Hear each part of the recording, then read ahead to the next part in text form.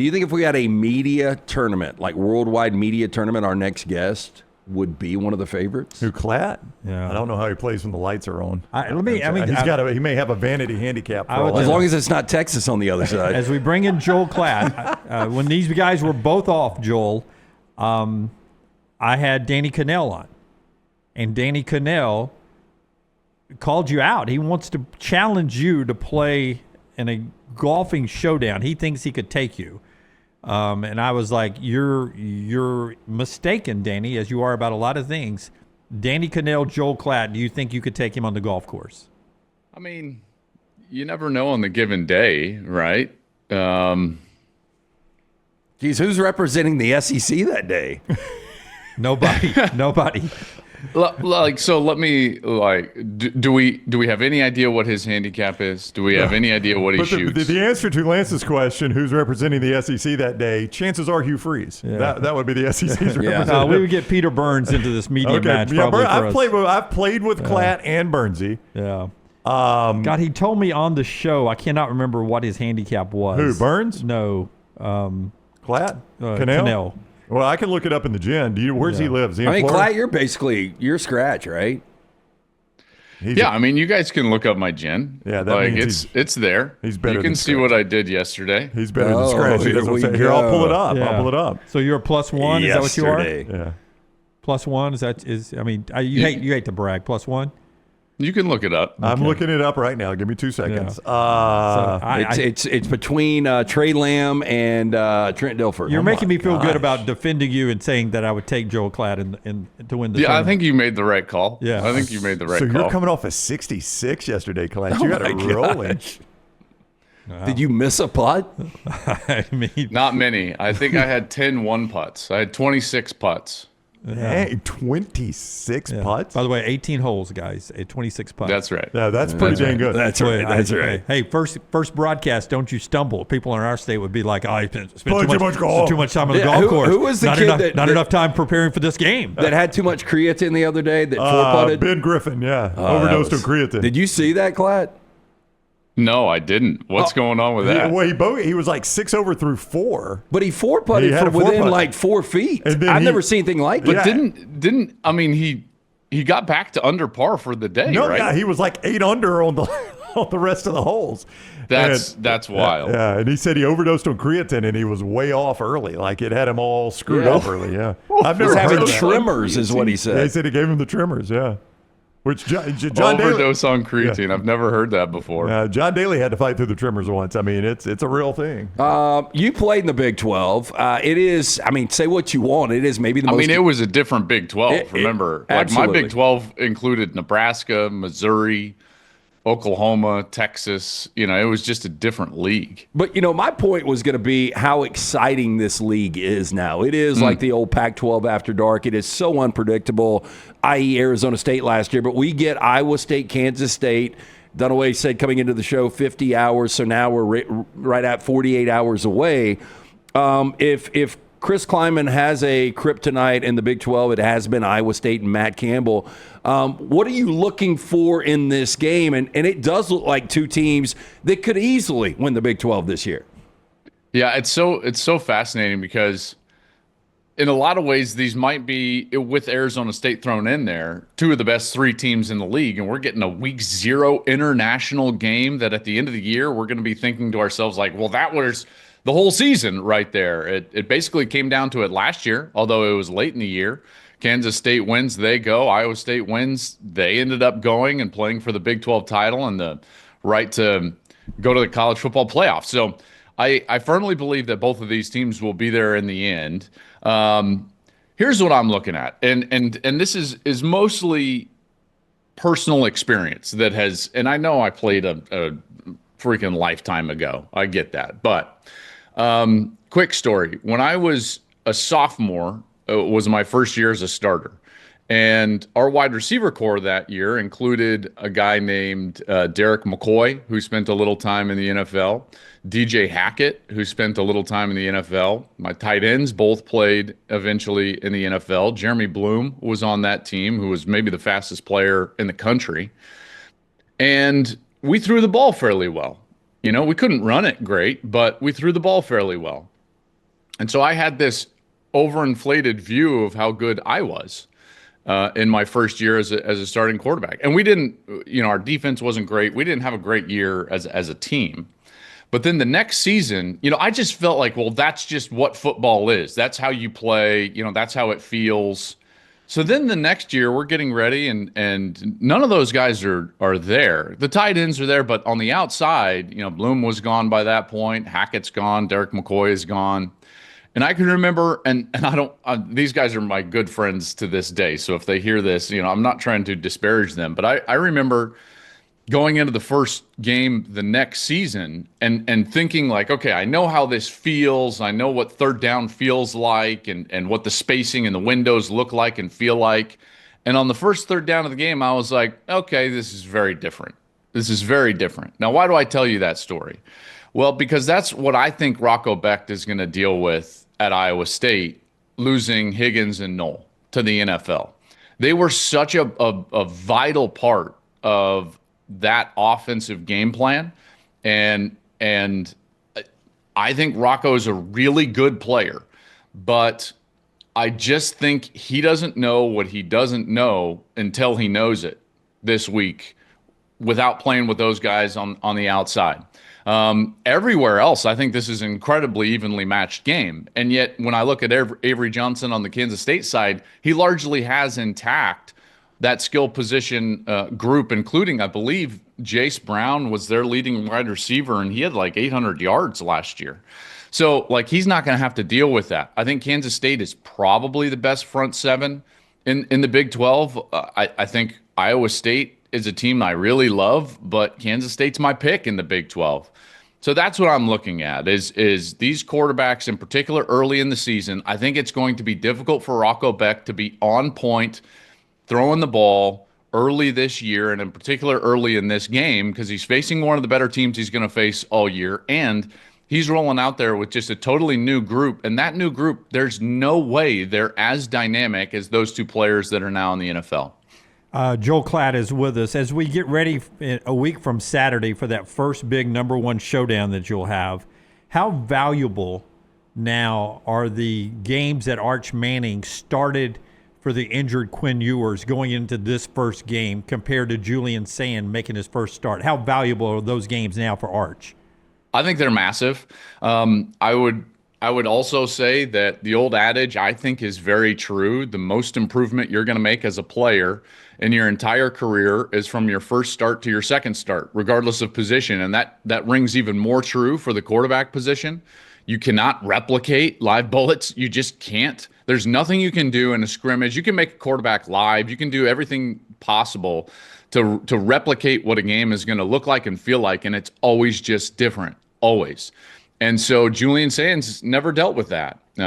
He does get the benefit of playing at home, which is going to help, whereas Arch is going to have to, for the first time, really play as a starter in a raucous environment. Because remember, when he was going in the back half of the year, and it was largely in that small package of plays where it was, he was almost a wildcat type player.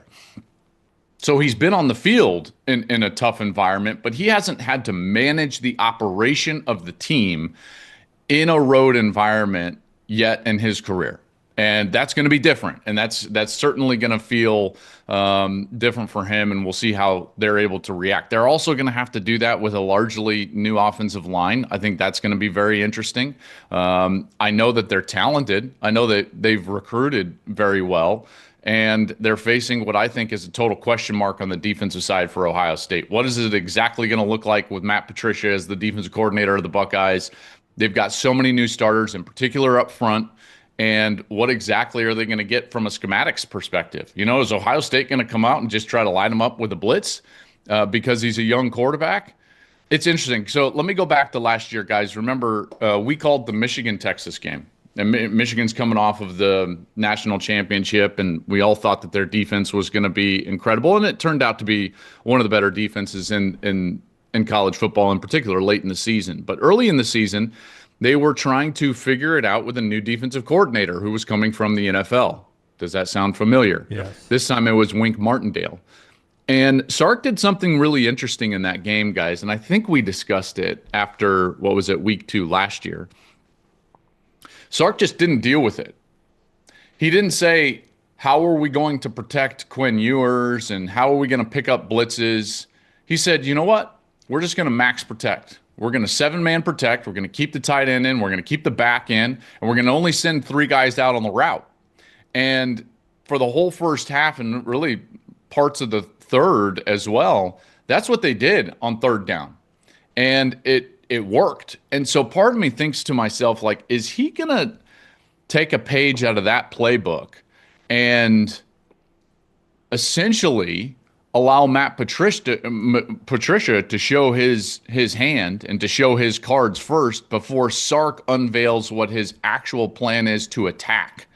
You know, he's going to sit there and it's going to be William Wallace. He's just going to be like, hold.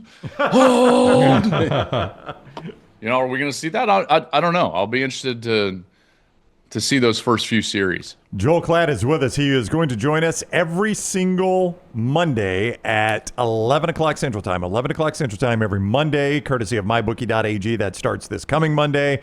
But we always love having a chance to talk with Klatt on the Alexander Shinara Trial Attorneys Hotline. Daniel, don't worry, fellas. The pleasure's all on this side of the table. Daniel in the chat room with the line of the day so far. Danny Cannell's handicap, his sports opinions. That's his handicap. Did you go 2 movies, though, within 30 seconds? Did you go Braveheart and then Office Space?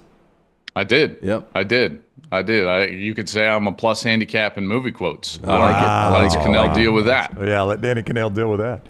Someone else in the chat, Royal Payne, Klatt loves the Rose Bowl like Jim loves Taylor Swift. So that's. I love the Rose Bowl. They send me all this gear. I love it. It's also the only game that I get to attend as a fan with my boys in college football, and the only one. So I do have a soft spot. If you were to say like bucket list, you know, in terms of a career bucket list, the top of the bucket list would be call a Rose Bowl. Then under that would be call a national championship game. Right under that would be call back-to-back home games for Oregon so that I can spend the week in Bandon Dunes in between the games. Wow. Love the plan. Love the plan. That is fantastic. You will see Klatt at the Texas-Ohio State game to start the season, though your national champion pick is Clemson, who will play LSU in week 1 that night, obviously, so you'll get to see that one.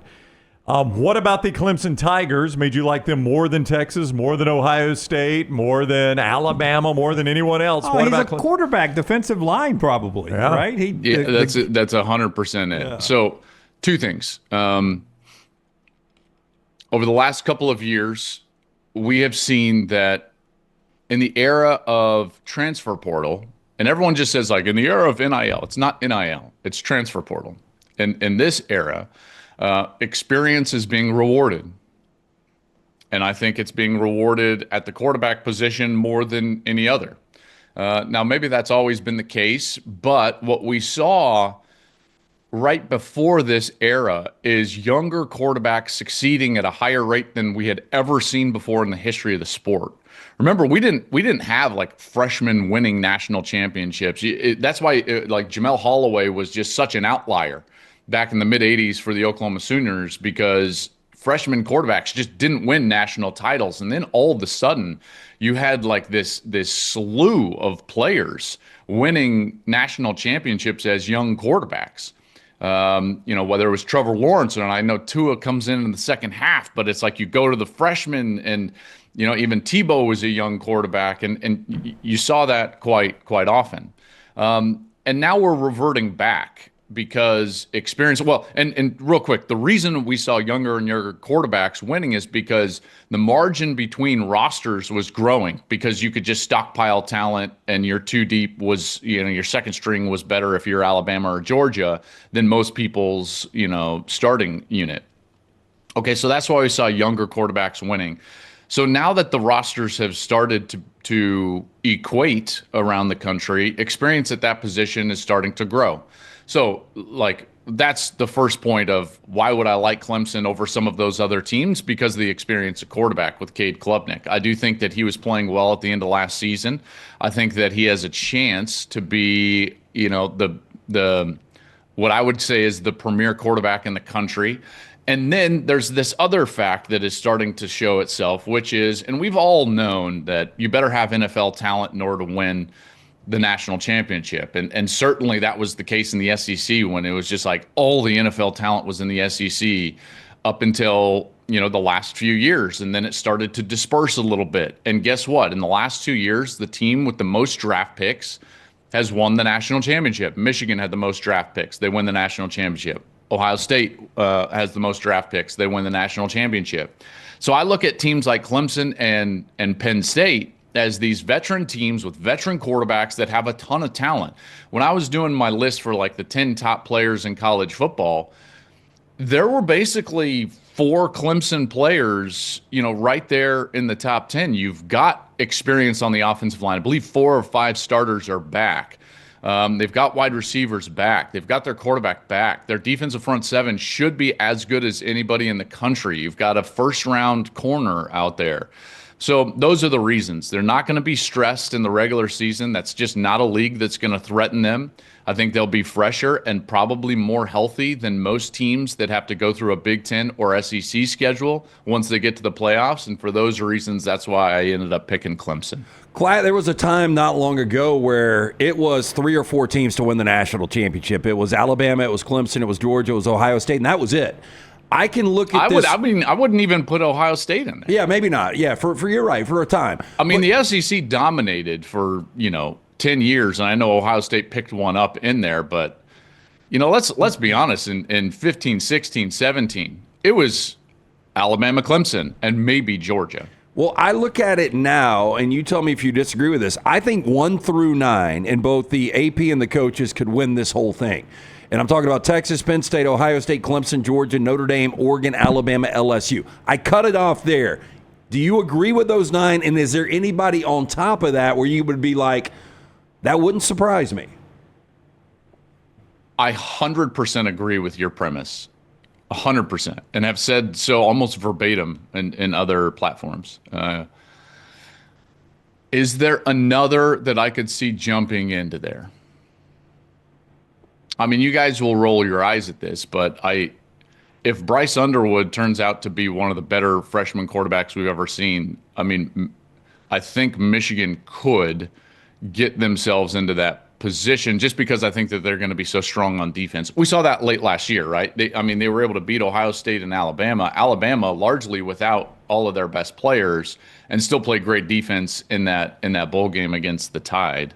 That's the only one. I'm not suggesting that I would put them in there, but they're the only ones that could possibly inch their way into that conversation. They're just, they're a year removed from winning a national championship. I know it's a lot of different players. Last time they had a head coach suspended, they won the national championship. So there's a trend and angle there. Yeah. Those teams that you mentioned, I would absolutely agree with. I think that there's another 10 to 12 teams that I think have a real shot, depending on schedule and the way things pan out to go to the playoff.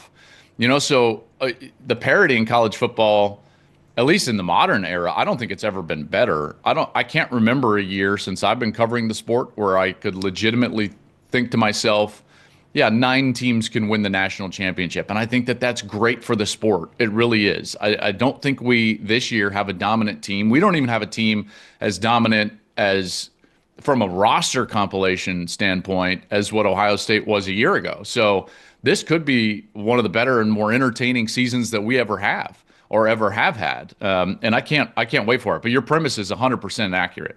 Listen, I don't want to wish football season away and get to next spring, but Cannell doing a little TV work in New York, nice enough to text me. I said, Klatt's on right now. Wants your golf handicap. He says 3.3, so he's giving me 2 aside, any number he wants.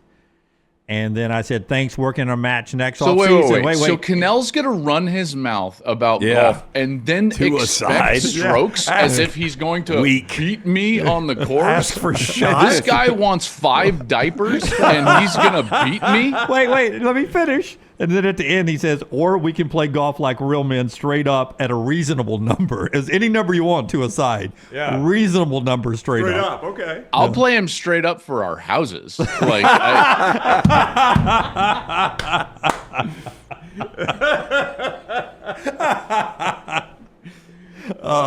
Straight up. I had for our another houses. question. We probably should end it on that. We'll go out on a high. I That's a can't good wait one. till next. If we can get you guys to Birmingham, we'll get you on at Shoal Creek or somewhere, and we'll love to see that grudge match, man. That'd be fantastic. man, I tell you, you guys have great golf down there. Oh, we do. Great golf.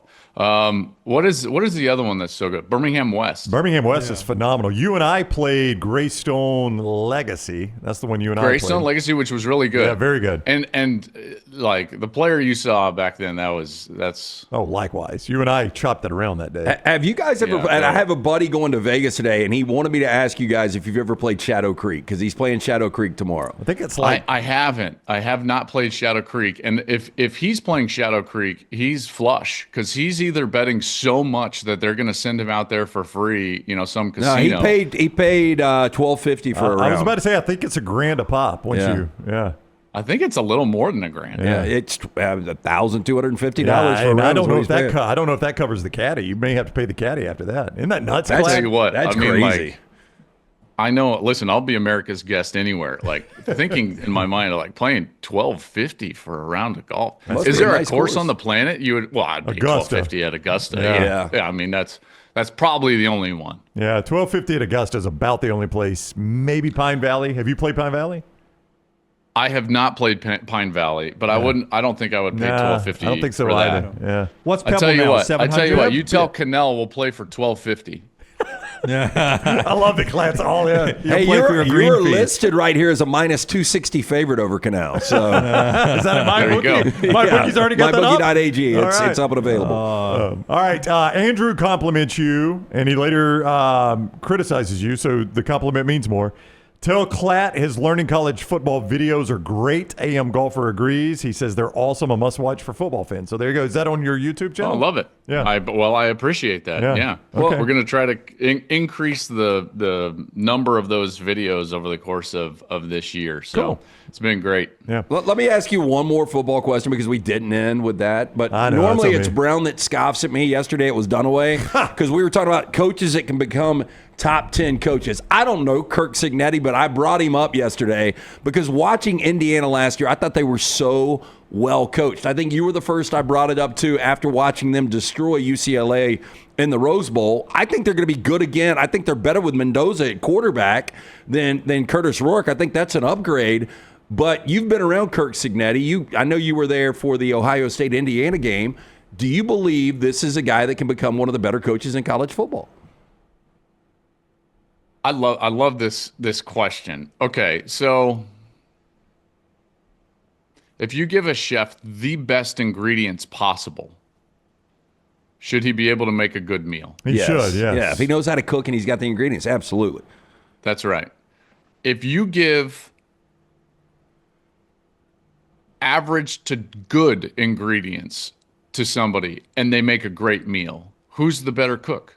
That's a good question. Who's the better chef? It's got to be the average ingredients. He made a better meal or a good Yeah. meal. Yeah. Okay, so I've always thought that that's why like I have so much respect for guys like Matt Campbell? Matt Campbell, Kleiman, Kyle Whittingham, for his entire career. And in large until, recently, Mike Gundy was this type of a guy. Leach was that type of a guy. It's like they never, ever had the best ingredients. And they were going out there and they were swinging with the best chefs. And that's not a knock against the guys at the best programs because there's also a skill to roster building and chemistry building and doing what you do to win national championships. And to be at the top, you're going to be considered the best. It's a long-winded way to say, like, I do agree with you. I think, let's just put it this way. If I was an athletic director or a GM, if I was Andrew Luck and I had to hire a coach and you said, give me the 10 best, not in my window or in my budget, just like the 10 best coaches out there that you were going to take a run at, Curt would be in my 10 if I was an AD right now. Okay. Good answer. That's a great answer. I cannot. Are you argue going to that. scoff at Klatt? No, well, No, Scott I respect Joel Klatt tremendously. I would tell you, though, I have seen. We're just part of the panel here, Klatt. I have seen people that do, Dan Mullen. He did a great job at Mississippi State. Then he got better ingredients, and he wasn't as good. I know it is kind of That's right. weird. That does happen. But he you're wasn't right, as because bad there are as some people guys say. There are some guys that can't go from average ingredients to great ingredients and be the same chef. So it's really about fit, man. You got to have a good fit, and I'll credit the guys who have understood that and stayed at spots, and Matt Campbell is one of them. And what do you know? Lo and behold, after he takes this dip, here's the thing with okay, if you're going to be a guy like Matt Campbell or Kleiman or Whittingham or Mike Gundy or any of these guys, maybe Kirk Ferentz would maybe be in this, right? You've got to understand that at the top of college football, you're just expected to be on, the peak all the time, every single year. Whereas those guys understand that they're going to have this arc where they're going to have to develop, and then they're going to peak, and then they're probably going to take a little bit of a dip, and then they're going to have to go back up.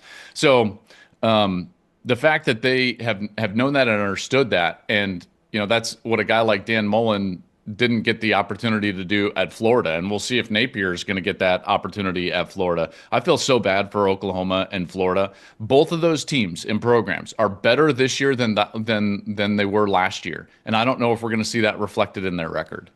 All right, we get this every single Monday at 11 o'clock, starting this coming Monday, game week for the SEC and the Big Ten and the Big 12 and everybody. This Monday, 11 o'clock, Klatt will be back with us. Klatt, thank you very much. Have a good weekend. Get rested up. We can't wait for it to get started. You got it, guys. Have a good one, all right? Great to see you.